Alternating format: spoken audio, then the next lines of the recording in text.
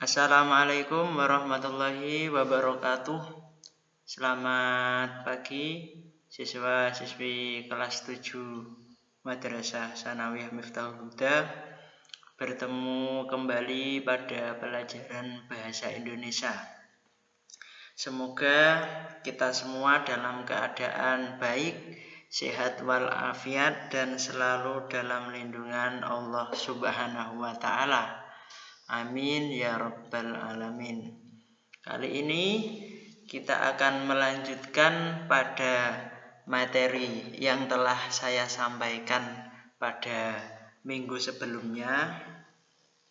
Tetapi ini saya ajak mengulang sedikit ya, supaya nanti antara materi yang kemarin sama materi yang sekarang itu ada kaitannya. Pembahasannya masih pada bab 1, yaitu tentang teks deskripsi. Ini akan saya sampaikan ringkasan materi pada bab 1. Ini saya jelaskan garis besarnya saja ya. Nanti untuk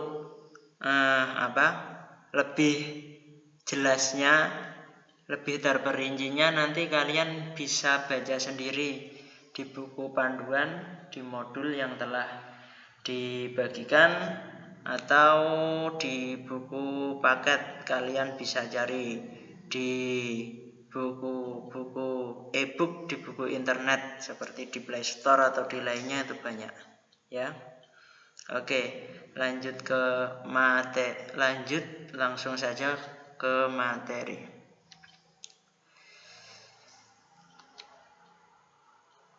Teks deskripsi. Pengertian dari teks deskripsi yaitu teks yang isinya menggambarkan sesuatu secara terperinci. Sesuatu itu nanti bisa berupa tempat, bisa berupa suasana, atau bisa berupa tokoh. Oke, lanjut. Tujuan teks deskripsi.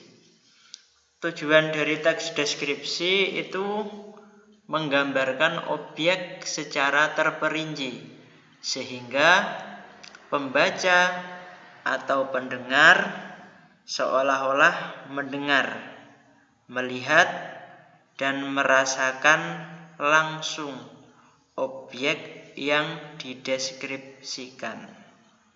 Intinya itu supaya pembaca atau pendengar itu seolah-olah merasakan secara langsung. Baik merasakannya itu dengan cara melihat ya, dengan indera penglihatannya, indera pendengarannya, ataupun indera perasanya. Itu tujuan dari teks deskripsi. Lanjut. Ciri objek yang dideskripsikan. Ciri objek yang dideskripsikan itu bersifat khusus. Objeknya itu kemungkinan berbeda dengan objek yang lain. Contohnya, ada sebuah teks deskripsi, Rama kucingku. Rama kucingku. Nama kucingnya itu Rama. Makanya nanti ya bersifat khusus, cuma pada kucing yang dipunyai si pengarang teks deskripsi tadi. Khusus, beda sama kucing-kucing yang lain. Beda sama kucing yang dipunyai oleh temannya yang lain. Atau contohnya lagi, ibuku atau ayahku. Itu ya nanti terkhusus pada ayahnya si yang membuat teks deskripsi tadi. Khusus, beda dengan ayahnya temannya atau ayah-ayah yang lain. Oke, lanjut. Ciri isi teks deskripsi.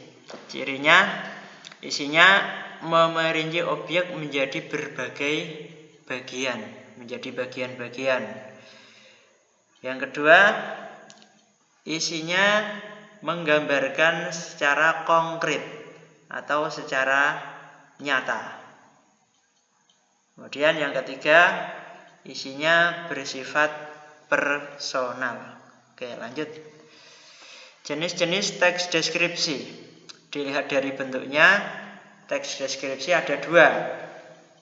Yang pertama, teks deskripsi yang berdiri sendiri.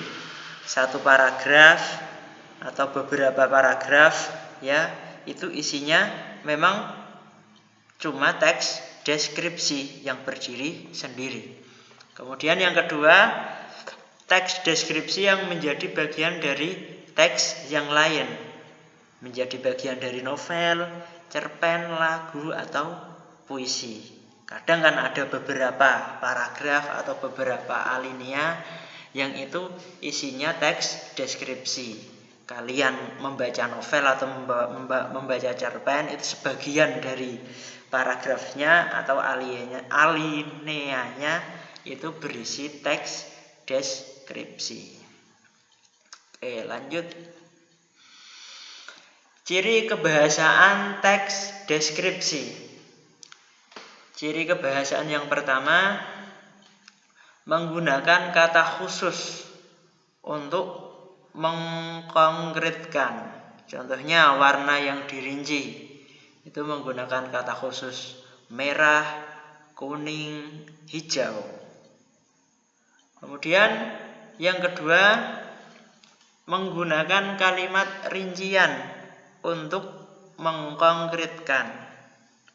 Contoh, ibuku yang sangat baik. Baik ini dirinci.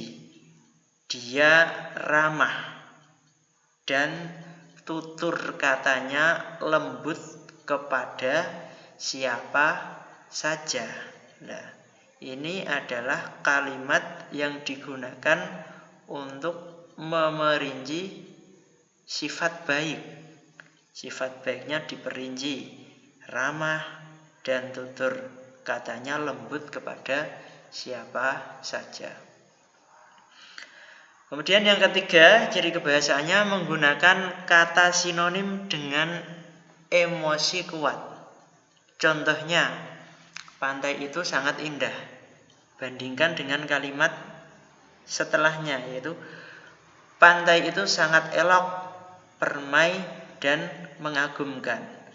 Ini maknanya sama, indah dengan elok, permai dan mengagumkan, tetapi penekanan maknanya itu lebih kuat pada kalimat yang kedua, menggunakan kata elok, permai dan mengagumkan. Ini ciri yang ketiga. Kemudian ciri kebahasaan yang keempat, menggunakan kalimat rincian. Contohnya, terumbu karang berwarna-warni. Ini dirinci terumbu karangnya. Ada karang oranye, karang biru, dan karang hijau. Selanjutnya, ciri kebahasaan yang kelima, menggunakan bahasa seolah-olah pembaca merasakan langsung.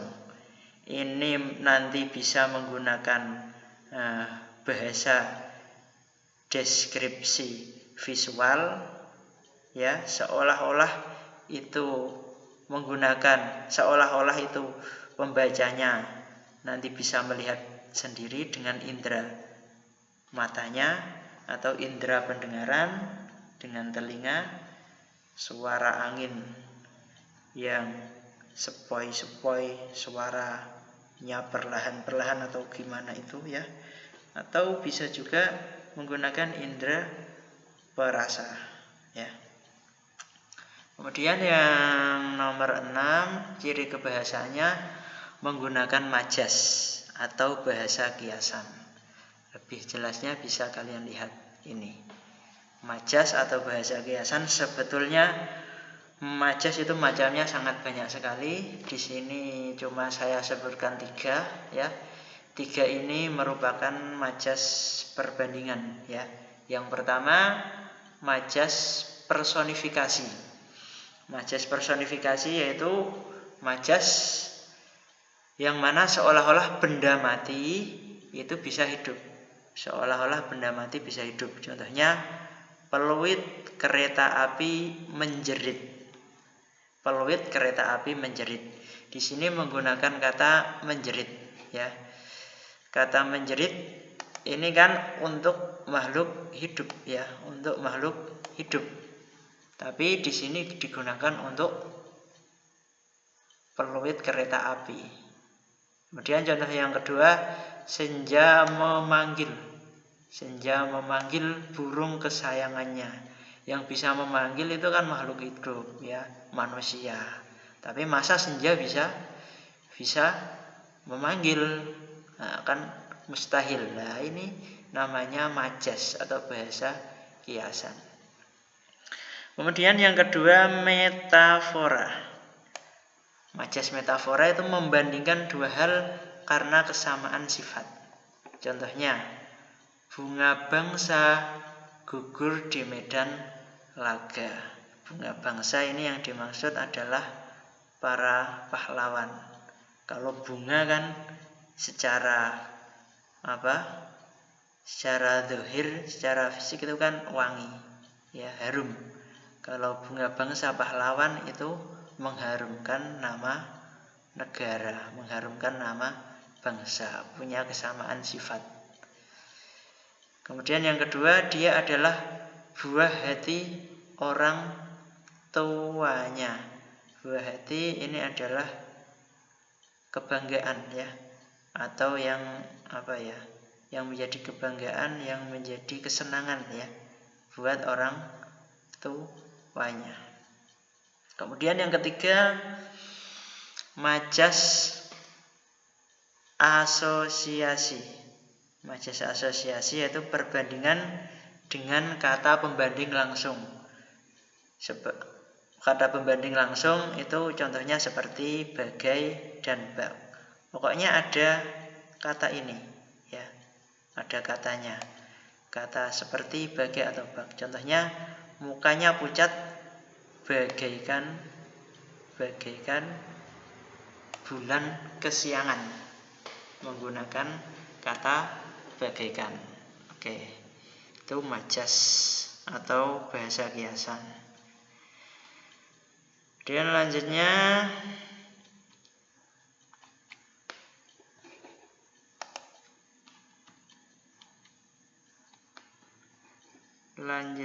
bentar.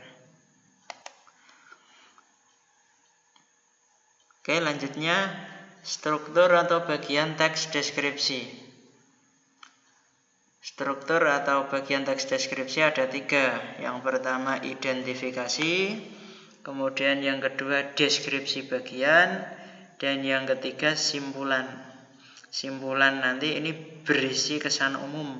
Simpulan itu kadang ada, kadang tidak ada. Jadi sifatnya tidak wajib simpulan dalam teks deskripsi. Terkadang ada, terkadang tidak ada. Yang wajib ada itu identifikasi sama deskripsi bagian. Identifikasi itu berisi gambaran umum. Biasanya nama objek, lokasi, atau pernyataan umum. Kemudian deskripsi bagian itu nanti isinya penjelasan secara khusus ya, memerinci dari objek yang digambarkan. Nah, deskripsi bagian nanti dikembangkan, ada yang berdasarkan ruang deskripsi bagiannya. Contohnya menggambarkan rumah, kemudian deskripsi bagiannya berupa pintu masuk, kemudian bagian tengah, bagian belakang. Kemudian yang kedua, pola pengembangannya berdasarkan bagian objek. Misal, mendeskripsikan pantai dengan ombaknya. terus dengan suasana atau pemandangan bawah lautnya dengan pasirnya. Kemudian yang ketiga, pola pengembangan deskripsi bagian berdasarkan proses sesuatu berlangsung. Misalnya, penulis mendeskripsikan awal pementasan, mendeskripsikan sebuah pementasan. Yang dideskripsikan awal pementasan, kemudian puncak adegan, kemudian mulai meluruh pementasannya, kemudian penutup. Kemudian yang terakhir simpulan. Untuk lebih jelasnya bisa kalian lihat contohnya. Ini contoh bagian identifikasi gambaran umum. Saya bacakan. Rumah Tongkonan. Tongkonan adalah rumah adat masyarakat Toraja. Tongkonan berasal dari kata tongkon yang artinya duduk bersama-sama. Suku Toraja yang memiliki rumah adat ini pegunungan yang berbatasan dengan kabupaten berada di pegunungan yang berbatasan dengan Kabupaten Nrekang, Sulawesi Selatan. Rumah adat ini merupakan salah satu ikon suku Toraja selain upacara pemakamannya. Toraja termasyhur oleh karena rumah adat yang unik dan cantik. Oleh karena arsitekturnya yang menarik, Tongkonan kemudian dinobatkan sebagai rumah adat Toraja. Tongkonan berada di antara pohon-pohon bambu di puncak bukit. Tongkonan terletak sekitar 12 km ke arah utara dari Rantai Pau. Memasuki Rantai Pau akan kita temui Tongkonan berjajar rapi dan indah, seakan menyambut dengan ramah setiap pengunjung yang datang. Ini isinya itu berisi nama objek dan lokasi, penggambaran secara umum, identifikasi. Dan yang kedua, ini bisa kalian lihat bagian deskripsi bagian. Ini merinci bahan kayu, ukir rumah sama hiasan atap rumah. Bisa kalian lihat di paragraf pertama, yaitu rumah adat yang satu ini terbuat dari kayu yang bagus, merinci bahan kayunya, dan dihias dengan apik. Hiasan terdapat pada badan rumah dan atap rumah. Ukiran di sekujur bagian rumah menambah cantik bangunan ini. Ukiran yang menghias sekujur bangunan bermotif garis-garis lengkung yang harmonis. Kemudian rumah adat yang berjenis rumah panggung ini juga terbuat dari kayu yang kokoh, bukan kayu sembarang tentunya. Jenis kayu yang digunakan untuk membuat Tongkonan kabarnya memiliki kualitas juara dan hanya ditemui di wilayah Sulawesi Selatan saja. Tanpa vernis dan pelitur, kayu rumah Tongkonan tetap awet hingga ratusan tahun. Suku Toraja juga menghias atap tersebut dengan tanduk kerbau. Kerbau memang perlambang kebangsawanan suku Toraja. Atap rumah Tongkonan melengkung menyerupai perahu, terdiri atas susunan bambu. Tongkonan tersebut didekorasi dengan sejumlah tanduk kerbau yang ditancapkan di bagian depan rumah adat. Di setiap bangunan bagian depan terdapat deretan tanduk kerbau. Ini isinya memerinci bahan kayu, ukir rumah, hiasan atap. Nah, ini bagian deskripsi bagian. Dan yang terakhir, ini bagian penutup. Sungguh kaya warisan budaya Indonesia. Kita bangga memiliki warisan budaya dengan nilai arsitek yang tinggi dan unik. Rumah adat Tongkonan, warisan budaya yang perlu kita jaga. Ini berisi kesan umum penutupnya. Oke, sekian penjelasan materi dari saya. Semoga bermanfaat. Tolong dipelajari ya, sambil dibaca buku modulnya. Kalau ada yang kurang paham atau kurang jelas, bisa ditanyakan, boleh datang ke sekolahan dengan tetap menaati protokol kesehatan COVID-19 dengan memakai masker, kemudian jaga jarak bila ketemu dengan banyak orang, dengan temannya, dan juga jangan lupa cuci tangan. Sekian, wassalamualaikum warahmatullahi wabarakatuh.